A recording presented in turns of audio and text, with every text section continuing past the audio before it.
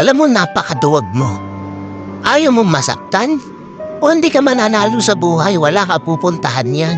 Alam mo ba kung gaano ka-importante ang failure, ang sakit, para humusay ka at gumaling ka sa buhay?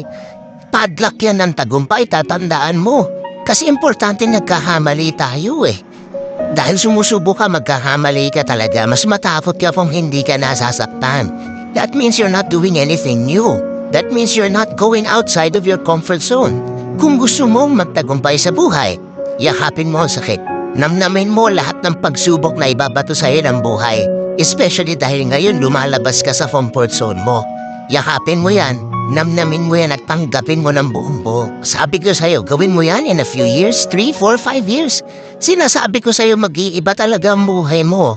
And you will be surprised how far you have come because you have embraced the pain.